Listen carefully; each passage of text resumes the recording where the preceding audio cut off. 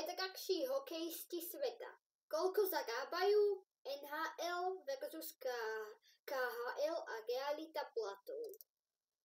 Čo znamená najdrahší? Plat. Základný ročný plat hráča Cup Hit. Priemerne započítaný plat do tímového rozpočtu.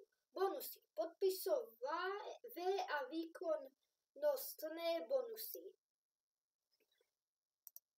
Top 5 najdrahších hráčov KHL v NHL 2024. Meno, klub, ročný plat, Cup Hit. Nathan Meckinov, Avalanche 16,5 miliónov, Cup Hit 12,6 miliónov. Connor McDavid, Oilers 12,5 miliónov, 12,5 miliónov Cup Hit. Artemi Panarin, Rangers 11,6 miliónov, 11,6 miliónov. Auston Maple Leafs 13,25 miliónov, Cup Hit 13,25 miliónov, David Pastrňák Bruins 11,25 miliónov, 11,25 miliónov. Najlepší platený brankár Andrej Vasilevský 9,5 miliónov, Igor Shesterkin 5 miliónov, ale čaká ho nová zmluva, porovnanie s hráčmi v útoku.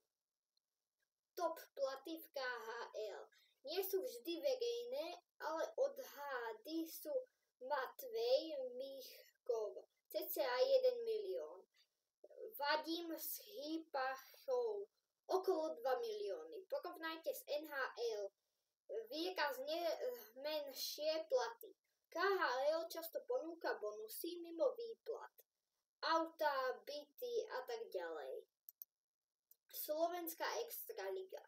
Priemerný plat cca 2000 až 5000 mesačne. Top hráči môžu dostať 6000 až 10 000.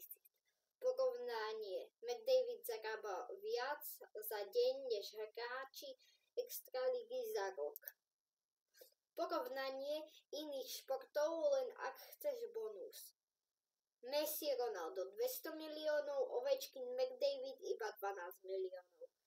Krátke zamyslenie. Je hokej dosť oceňovaný? Záver. Hokejisti v NHL zarábajú top peniaze, najmä v ofenzíve.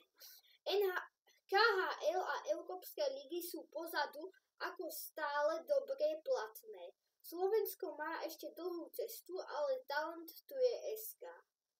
Takže asi najviac zarába McDavid. A toto je pre dnešné video všetko. Ak sa vám toto video páčilo, tak čau.